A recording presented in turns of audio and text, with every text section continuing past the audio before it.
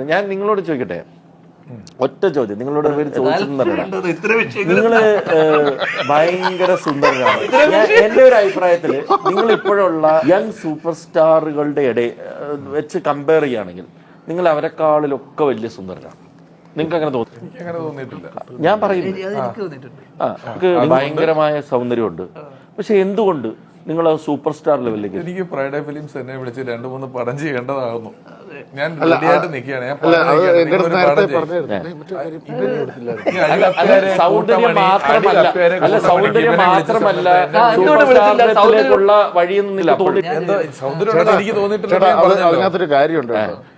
ഇപ്പം അത് പറഞ്ഞായിരുന്നു, അതിനെ കുറിച്ച് നേരത്തെ ഞങ്ങൾ സംസാരിച്ചായിരുന്നു. അപ്പൊ എന്താ പറഞ്ഞെന്ന് വെച്ചാൽ നിങ്ങൾ സംസാരിച്ചു ഈ കാര്യം എന്തുകൊണ്ട് സൂപ്പർ സ്റ്റാർ ആവുന്നില്ല എന്നുള്ളൊരു ചോദ്യത്തിനുള്ളൊരു കാര്യം എന്ന് പറഞ്ഞു കഴിഞ്ഞാൽ, ആട് ഫസ്റ്റ് പാർട്ട് നമ്മുടെ അത്ര ഹിറ്റ് ആയില്ലല്ലോ, സെക്കൻഡ് പാർട്ടിലെ സൂപ്പർ ഹിറ്റ് ആയത്. അതുപോലെ നമ്മുടെ ചേട്ടനെ കപ്പൽ മുതലാളി ഇനി ഞങ്ങളൊന്ന് ഇതൊക്കെ ചെയ്ത് കുറെ മ്യൂസിക് ഒക്കെ ഇട്ടിട്ട് കുറെ സീൻസ് എടുക്കുന്നുണ്ട്. ഇത് കപ്പൽ മുതലാളിയുടെ സെക്കൻഡ് പാർട്ട് ഇറക്കുന്നുണ്ട്. അപ്പൊ അതുവഴിയാണ് ഇനി ഹിറ്റ്. അപ്പൊ അതോടെ തീരുമാനമാവുന്നാണ് പറഞ്ഞത്. അല്ല, നിങ്ങൾ അതിനെ ഇവാലുവേറ്റ് ചെയ്തു എന്തുകൊണ്ട്? ഇല്ല, അതുകൊണ്ട് വലിയ ദുഃഖമില്ല. മൊത്തത്തിൽ നല്ല ലാഭത്തിൽ ടെലിവിഷൻ സൂപ്പർ സ്റ്റാറായി നിൽക്കുമ്പോഴും സിനിമയിലും ഡയറക്ഷനിലും അവിടെ വരെ എത്തിയില്ല എന്നുള്ള ദുഃഖം നിങ്ങൾക്കില്ല? അതിനുകൊണ്ട് എന്തുകൊണ്ട് മാത്രമൊന്നുമില്ല, നല്ല ലാഭത്തിലെ വണ്ടി ഓടിക്കൊണ്ടിരിക്കും.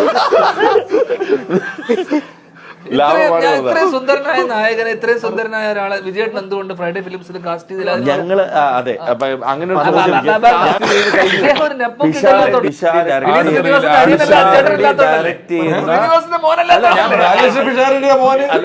പിഷാരുടെ കഴിവുകളെ തിരിച്ചറിഞ്ഞുകൊണ്ട് ഞാൻ പിഷാരടി ഡയറക്ട് ചെയ്യുന്ന പടം പ്രൊഡ്യൂസ് ചെയ്യാൻ തീരുമാനിച്ചിരിക്കുന്നു.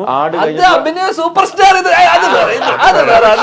നായകനായിട്ട് എന്തുകൊണ്ട് ഫ്രൈഡേ ഫിലിം ഹൗസ് പിഷാരടി എന്ന് പറഞ്ഞ നടനെ ഉപയോഗിച്ചില്ല? ഞാൻ അന്ന് അടികപ്പേര് മാറി OTT പടം എടുക്കണില്ല.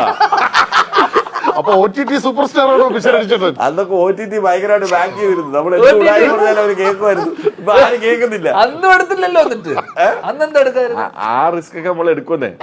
അജു, അപ്പൊ ദർശനോട് ചോദിക്കാം. മുകേഷ് ഏട്ടന്റെ വരുമാനാണ് അല്ലേ? അപ്പൊ ഞാൻ ധ്യാനോട് ചോദിച്ച അതേ ചോദ്യം. ഭയങ്കര സൗന്ദര്യമുണ്ട്, ബോഡിയുണ്ട്. മുകേഷ് ഏട്ടൻ ആരോടും നിങ്ങൾ അഭിനയിക്കണമെന്ന് വിളിച്ചു പറഞ്ഞിട്ടില്ലേ? ഇല്ല, പറഞ്ഞിട്ടില്ല. എന്തുകൊണ്ട് പറഞ്ഞില്ല? നിങ്ങൾ നമ്മുടെ വീട്ടിലാരും പറയാറില്ല, അതുകൊണ്ടല്ലേ അവരൊക്കെ എങ്ങനെ ഇരിക്കുന്നത്. അപ്പൊ അമ്മേനെ കണ്ടിട്ടുണ്ട് ഇല്ലെങ്കിൽ അവരൊക്കെ ഏത് ലെവലിലെത്തണ്ടേ?